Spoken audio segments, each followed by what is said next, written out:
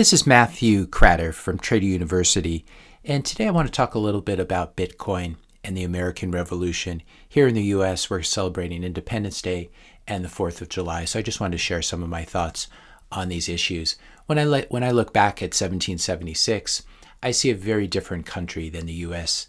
is now. I see the emphasis on states' rights, a very decentralized and small government. In terms of food production and business, there's this patchwork of farmers and small businessmen. Decentralized food production, which is nice, very anti-fragile and robust, all these farms.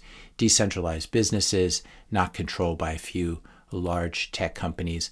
And also decentralized defense in terms of the Second Amendment. When you compare that to 2022, what you see is a much more centralized, highly bureaucratic, overreaching federal government. You can see the org chart here for the U.S. government. I'm sure this is already very simplified. But if our founding fathers could see something like this, they would be absolutely appalled. You can, I'll link to this in the description notes below, but you can see all the oxymorons that are in here. For example, the Office of Government Ethics, which must be one of the biggest oxymorons, second only to the Federal Reserve. We can go to the Federal Reserve's website. The Federal Reserve, the central bank of the United States, provides the nation with a safe, flexible, and stable monetary and financial system. If you've been watching this channel for any length of time, you know what sort of stability this has included. The US dollar has gone down 95% probably in terms of its purchasing power over the past 50, 60 years. And this is complete with all these boom-bust cycles, giant bubbles, asset price bubbles, and giant crashes as we're currently experiencing. There's this great quote from Thomas Jefferson. I'll let you read about it at the Monticello website and decide which parts of it are spurious and which parts are not. But the way it's quoted traditionally is, if the American people ever allow private banks to control the issue of their currency, first by inflation, then by deflation, the banks and corporations that will grow up around them will deprive the people of all property until their children wake up homeless on the continent their fathers conquered. I believe that banking institutions are more dangerous to our liberties than standing armies. That's a really interesting quote. The issuing power should be taken from the banks and restored to the people to whom it properly belongs. And I think that Satoshi's invention, Bitcoin, really is the fulfillment of this, where the issuing power is taken away from centralized authorities and it is dispersed, and you have this fair distribution of coins. This may be a spurious quotation from Jefferson. Here is definitely one that's been confirmed by Monticello. I sincerely believe that banking establishments are more dangerous than standing armies, and that the principle of spending money to be paid by posterity under the name of funding is but swindling futurity on a large scale. If we take a look at U.S. government debt, federal debt, this was a great diagram from Macro Alf on Twitter, who's actually, I believe he's an Italian. But here's the demonstration that it took 215 years for total U.S. federal debt to reach $7 trillion.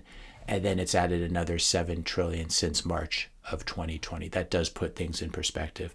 You have to adjust for the size of the economy a little bit.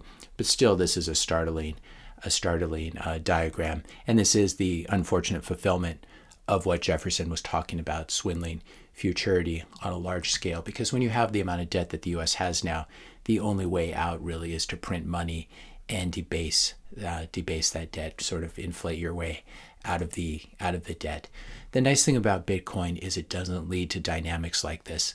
There's this famous quote from Gertrude Stein, who's a 20th century writer, who talked about Oakland, California. There's been no there there. And I think this is a good description of Bitcoin. There's no there there. It's this decentralized ledger. There are copies spread all around the world. No one's in control. And it's rule by rules, software code, and not by rulers. You don't have a central bank. And in this way, it's very similar to something like the U.S. Constitution versus having a king, as England did at the time of the American Revolution. Here's a map of the nodes that really do control Bitcoin. There's this uneasy alliance between Bitcoin miners and nodes and developers, etc. But when the push comes to shove, if the nodes don't want to run the software, it's not going to be run. And if you want to run your own version of Bitcoin, you can do that, but you'll be doing it all alone. So Bitcoin has this very nice these decentralized properties that I think our founding fathers would be very impressed by. And I think one sign of this, if you look at Article 1, Section 10 of the Constitution, there's this phrase that gold bugs are always quoting, no state shall make anything but gold and silver coin a tender in payment of debts. Here's a very interesting thing where you have the actual states rather than the federal government or the Federal Reserve issuing money. But then there's this emphasis on gold and silver, which are neutral currencies. They're not issued by a central authority. They're accepted globally. They're scarce. It requires a lot of proof of work to mine them. And until Bitcoin came along, gold and silver really were the best forms of money. They were neutral, decentralized money, as we said, not issued by any central authority and accepted globally.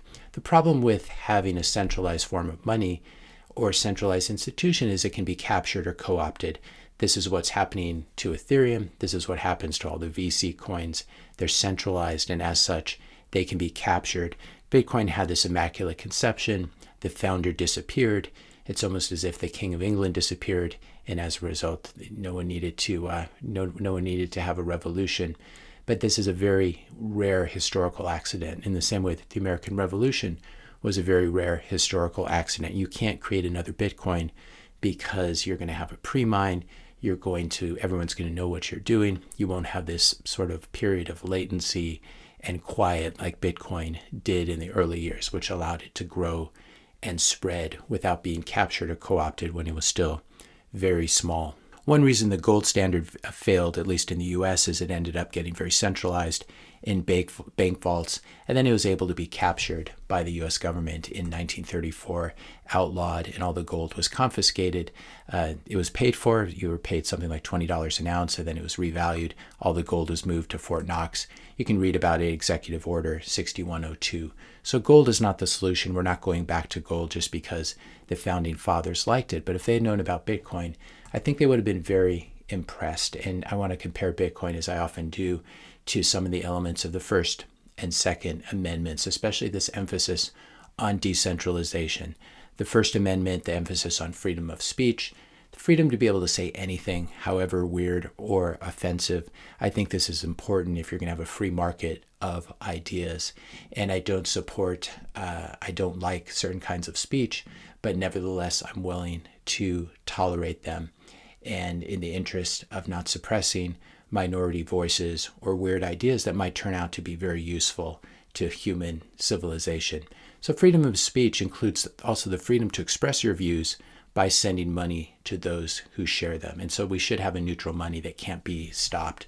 You should be able to fund whatever sort of political speech you want to, even though it can be very nasty and it can be very hurtful at times. The problem is, if you're against free speech, then you need to nominate a centralized authority to tell you what speech is okay and what is not. And that initial centralized authority might be very benevolent. It might, for example, say you can't say nasty things about certain groups of people. But what inevitably happens is it ends up being captured and co-opted and politicized. Another thing that's in the Constitution that reminds me of Bitcoin is the Second Amendment, the right to defend yourself using the same tools that criminals and rulers and governments have.